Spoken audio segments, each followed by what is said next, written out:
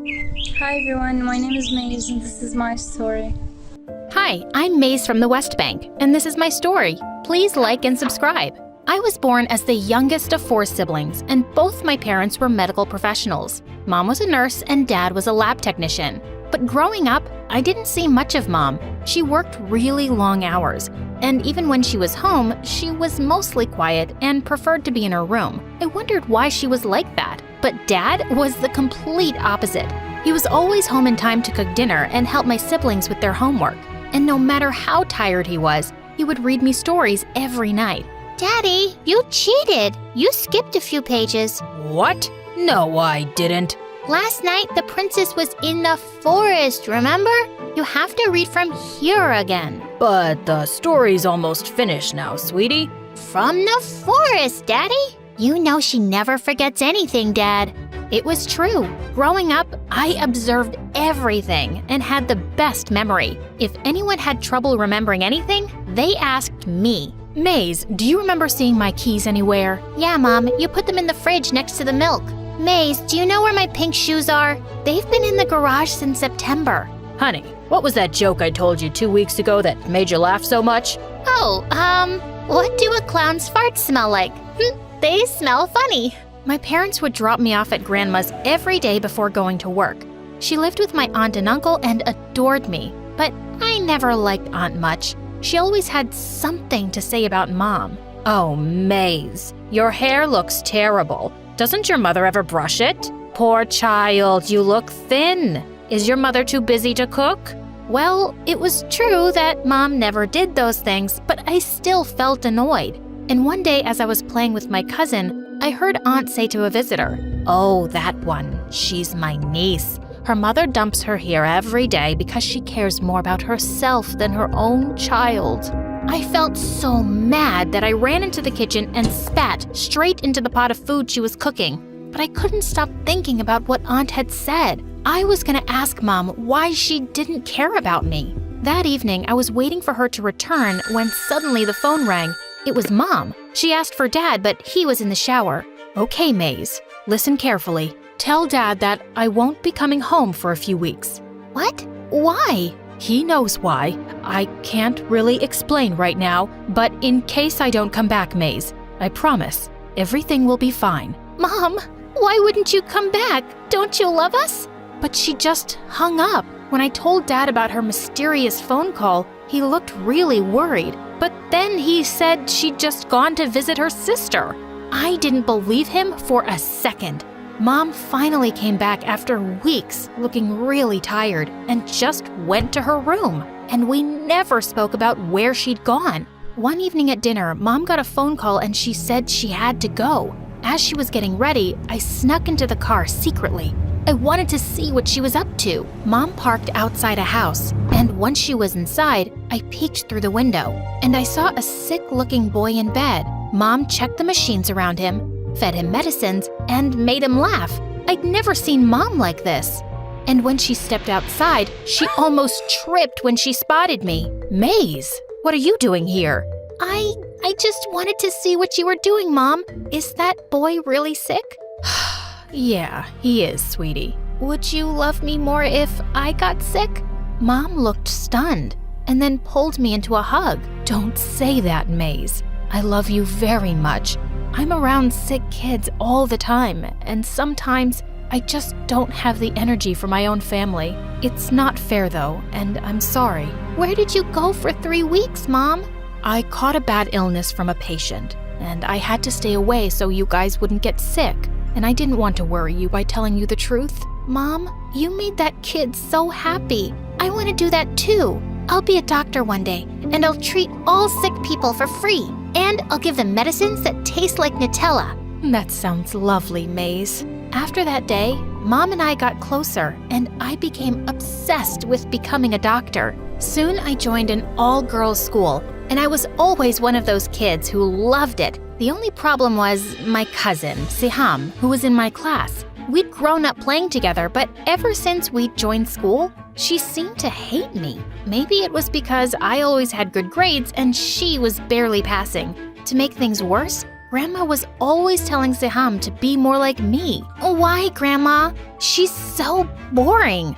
I'm pretty, and I'm gonna be a model one day. You'll all see me on TV when I join America's Top Model. You will do no such thing. But if you're like Maze, you can go to the US to be a doctor. Ew, I'm not touching sick or old people. I'm gonna go to America and be a swimsuit model.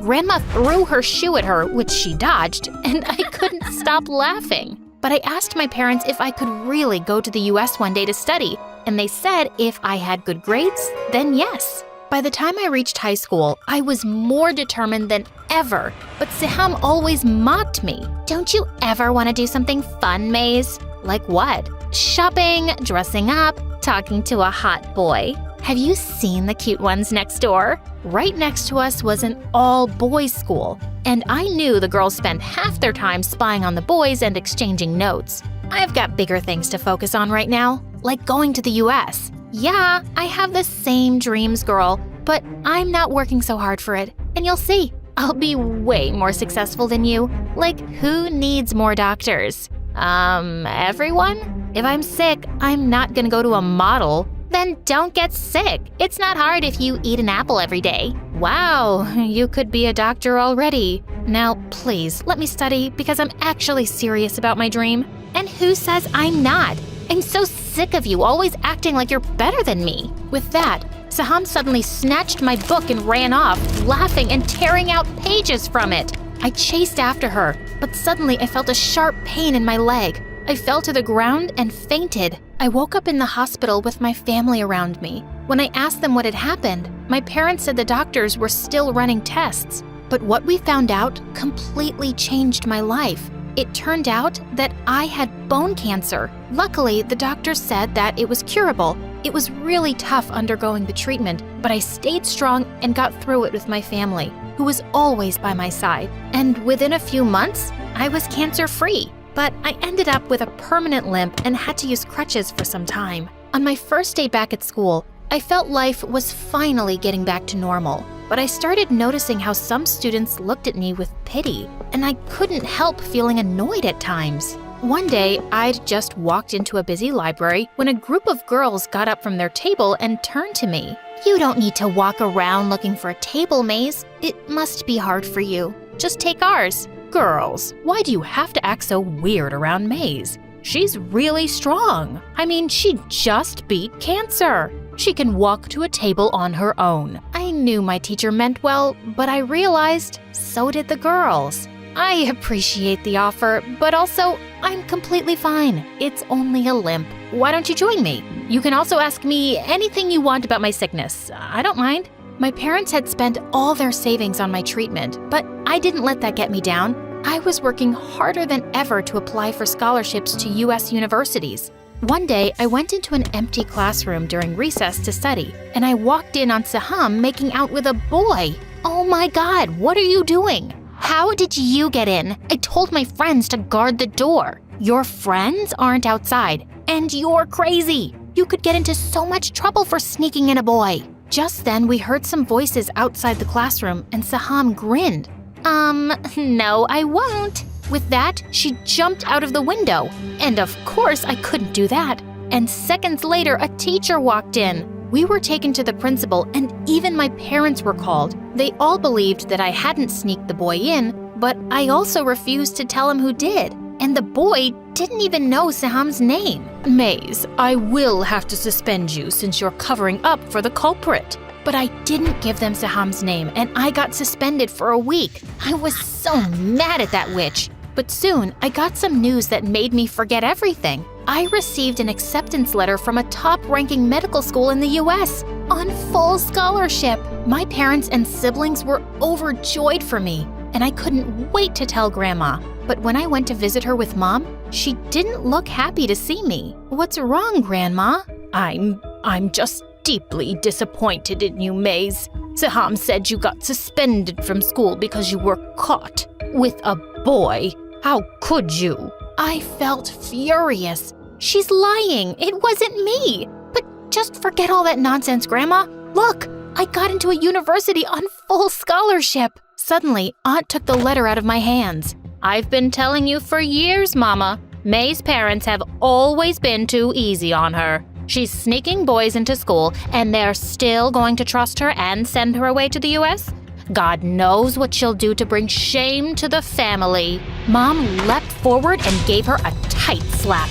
Don't talk about my daughter that way. She's a source of pride for this family, and she always will be. Perhaps you need to keep a closer eye on Siham. I suspect the boy at school has something to do with her. Mom took my hand and we left. Grandma came over one day and apologized, and she gave me a handful of cash. What's this for, Grandma? Nothing. Just a small start for your new life. I'll miss you, darling, and I know you will make us so proud.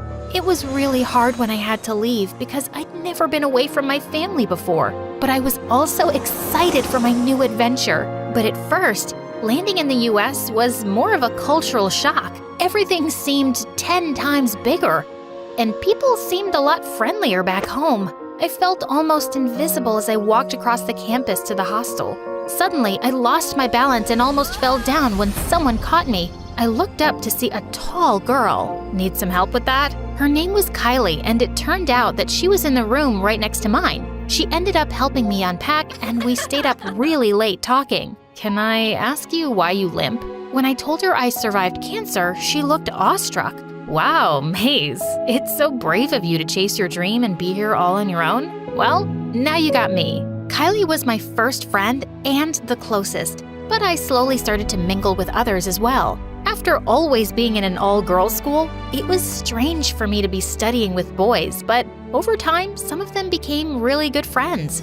When Christmas arrived, everyone was going home for the holidays, and I felt really homesick, but Kylie invited me to her place. Her family was lovely, and it was the first time I got to experience Christmas their way. I'd made a traditional Palestinian dessert for them, and they loved it. In our second year, Kylie came to me one day with some upsetting news.